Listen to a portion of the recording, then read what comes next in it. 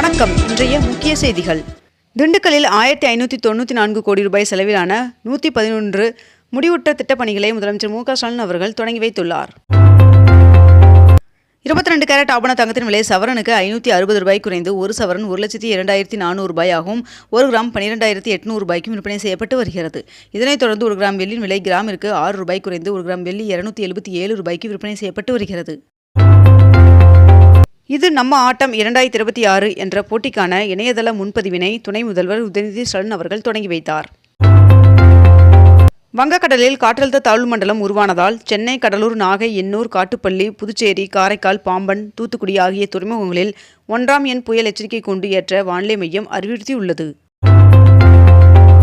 திண்டுக்கல்லில் புதிதாக 61 பேருந்துகளின் சேவையை முதலமைச்சர் மு க ஸ்டாலின் அவர்கள் தொடங்கி வைத்தார்.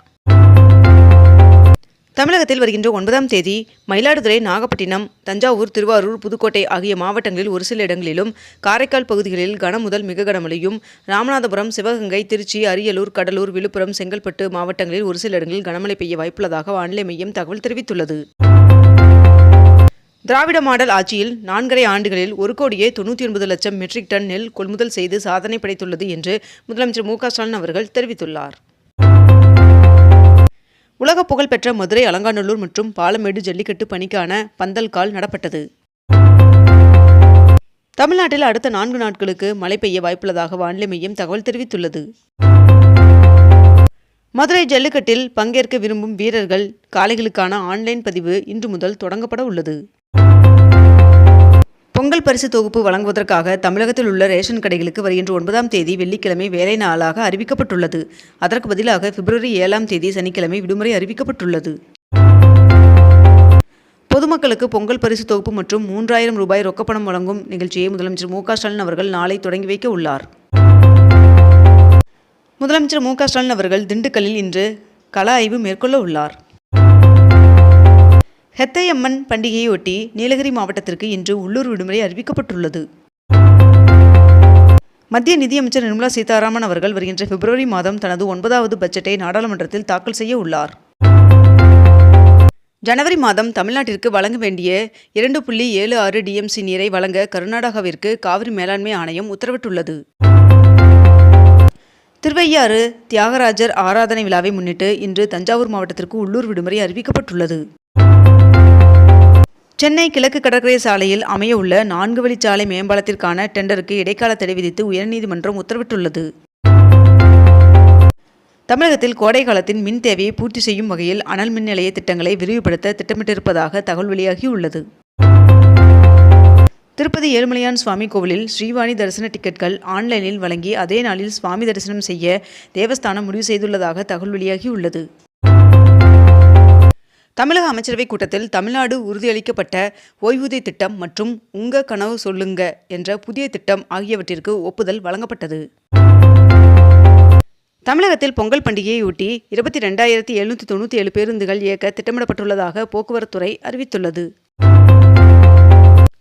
SIR நடவடிக்கைக்கு பிறகு உத்தரப்பிரதேச மாநிலத்தில் 2,89,00,000 வாக்காளர்கள் பெயர் நீக்கப்பட்டுள்ளதாக தகவல் வெளியாகியுள்ளது. கரூர் கூட்ட நெரிசல் வழக்கு தொடர்பாக ஜனவரி 12ஆம் தேதி தவேக தலைவர் விஜய் அவர்கள் நேரில் ஆஜராக சிபிஐ சம்மன் அனுப்பியுள்ளது. தமிழ்நாட்டில் வரைவு வாக்காளர் பட்டியல் வெளியிட்ட பின் இதுவரை 11,71,600 பேர் பெயர் சேர்க்க மற்றும் நீக்க விண்ணப்பித்துள்ளனர் என்று தகவல் தெரிவிக்கப்பட்டுள்ளது. ஒன்றிய அமைச்சர் அஸ்வினி வைஷ்ணவ் அவர்கள் வெளியிட்ட அறிக்கையில் 2025ஆம் ஆண்டு 4.5 லட்சம் கோடி மதிப்புள்ள ஐபோன்களை ஆப்பிள் நிறுவனம் இந்தியாவில் இருந்து ஏற்றுமதி செய்துள்ளதாக தகவல் தெரிவித்துள்ளார். தமிழ்நாடு அரசு விரைவு போக்குவரத்து கழகத்திற்கு 61 புதிய பேருந்துகளின் சேவையை துணை முதல்வர் உதயநிதி ஸ்டாலின் அவர்கள் தொடங்கி வைத்தார். வங்கக்கடலில் உருவான குறைந்த காற்றழுத்த தாழ்வு பகுதி வலுப்பெற்றது என்று இந்திய வானிலை ஆய்வு மையம் தகவல் தெரிவித்துள்ளது. அரையாண்டு விடுமுறை நாட்களில் வண்டலூர் பூங்காவிற்கு 1,33,000 பேர் வருகை தந்துள்ளதாக தகவல் தெரிவிக்கப்பட்டுள்ளது. நாளை முதல் சென்னை பிராட்வே பேருந்து நிலையம் தற்காலிகமாக மூடப்படுவதன் காரணமாக அங்கிருந்து இயங்கும் பேருந்துகள் ராயபுரம் மற்றும் தீவுத்திடல் ஆகிய இடங்களில் அமைக்கப்பட்டுள்ள தற்காலிக முனையங்களில் இருந்து இயங்கும் என்று தெரிவிக்கப்பட்டுள்ளது. தமிழகத்தில் ஜனவரி 8ஆம் தேதி முதல் 14ஆம் தேதி வரை பொங்கல் பரிசு தொகுப்பு விநியோகம் செய்யப்படும் என்று தெரிவிக்கப்பட்டுள்ளது. தமிழ்நாட்டில் ஜனவரி 9 மற்றும் 10 ஆகிய 2 நாட்கள் கனமழை பெய்ய வாய்ப்புள்ளதாக வானிலை மையம் தகவல் தெரிவித்துள்ளது. தமிழ்நாட்டில் உள்ள ஓவிய சிற்ப கலைஞர்கள் தனிநபர் கலை கண்காட்சியை நடத்த தமிழ்நாடு அரசு நிதியுதவி வழங்குகிறது. மேலும் இந்நிதியுதவியை பெற விண்ணப்பங்கள் வரவேற்கப்படுவதாகவும் தெரிவிக்கப்பட்டுள்ளது. சென்னையில் உள்ள 1373 பேருந்து நிறுத்தங்களிலும் நேற்று தூய்மைப் பணிகள் மேற்கொள்ளப்பட்டன. கோவையில் மேற்கண்ட இந்த 3 இடங்களில் 3 அடுக்கு வாகன நிறுத்தமிடங்கள் அமைப்பதற்கான விரிவான திட்ட அறிக்கை தயாரிக்கப்பட்டு வருகிறது. மெய்யூரில் 4 கோடியில் பன்னோக்கு அரங்கம் கட்டும் பணியை அமைச்சர் ஏவா வேலு அவர்கள் தொடங்கி வைத்தார். ஆம்பூர் அருகே சோழர் காலத்தை சேர்ந்த 2 புலிக்குத்தி பட்டான் நடுக்கற்கள் கண்டெடுக்கப்பட்டுள்ளன. வடசென்னை வளர்ச்சி திட்டத்தில் 800 கோடியில் பல்நோக்கு போக்குவரத்து வசதி வளாக பெருந்திட்டம் பிராட்வே பகுதியில் செயல்படுத்தப்பட உள்ளதாக தகவல் வெளியாகியுள்ளது. சென்னை மாநகர பகுதிகளில் 623 மெட்ரிக் டன் பழைய சோஃபா மற்றும் மெத்தைகள் அகற்றப்பட்டுள்ளதாக தெரிவிக்கப்பட்டுள்ளது. பூந்தமல்லி வடபழனி இடையே அடுத்த மாதம் ரயில்கள் இயக்க முடிவு செய்யப்பட்டுள்ளதாக தகவல் வெளியாகியுள்ளது.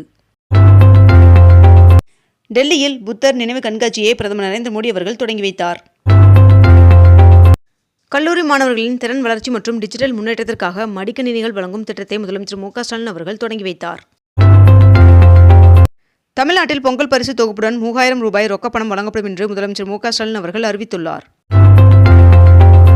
தமிழ்நாட்டில் வீடு வீடாக சென்று பொங்கல் தொகுப்பு டோக்கன் விநியோகம் செய்யும் பணி தொடங்கியது. அறநிலைத்துறை சார்பில் 108 கோடி ரூபாய் மதிப்பீட்டிலான 19 புதிய திட்டப் பணிகளுக்கு முதலமைச்சர் மு.க. ஸ்டாலின் அவர்கள் அடிக்கல் நாட்டினார். திருவண்ணாமலையில் சோழர் கால ஊற்று கல்வெட்டு கண்டுபிடிக்கப்பட்டுள்ளது. 2036ஆம் ஆண்டு இந்தியாவில் ஒலிம்பிக் போட்டிகளை நடத்த முயற்சிகள் மேற்கொள்ளப்பட்டு வருகின்றது என்று பிரதமர் நரேந்திர மோடி அவர்கள் தெரிவித்துள்ளார். வெனிசுலா அதிபர் கைது செய்யப்பட்டதற்கு அமெரிக்க முன்னாள் துணை அதிபர் கமலா ஹாரிஸ் அவர்கள் கண்டனம் தெரிவித்துள்ளார். கள்ளக்குறிச்சி மாவட்டம் ரிஷிவந்தியம் ஒன்றியத்தை பிரித்து வானாபுரம் ஒன்றியம் உருவாக்கி அரசாணை வெளியிடப்பட்டுள்ளது. தமிழகம் முழுவதும் 9248 கடைகளில் இருந்து தடை செய்யப்பட்ட 15 டன் பிளாஸ்டிக் பறிமுதல் செய்யப்பட்டு 12 லட்சம் ரூபாய் அபராதம் விதிக்கப்பட்டுள்ளது. தமிழகத்தில் அரசு அலுவலர்கள் மற்றும் ஆசிரியர்களுக்கு புதிய அறிவிப்பின்படி கடைமாத ஊதியத்தில் 50% ஓய்வூதியமாக வழங்கப்படும் என்று அறிவிக்கப்பட்டுள்ளது. தமிழ்நாட்டில் 11 கோவில்களில் 18 புதிய திட்டப் பணிகளுக்கு முதலமைச்சர் மு.க. ஸ்டாலின் அவர்கள் அடிக்கல் நாட்டினார். இத்துடன் இன்றைய தலைப்புச் செய்திகள் நிறைவடைகின்றன. மேலும் இதுபோன்ற அண்மை தகவல்களை உடனுக்குடன் தெரிந்து கொள்ள அக்னிபூ சேனலை சப்ஸ்கிரைப் செய்து கொண்டு தொடர்ந்து இணைந்திருங்கள். நன்றி, வணக்கம்.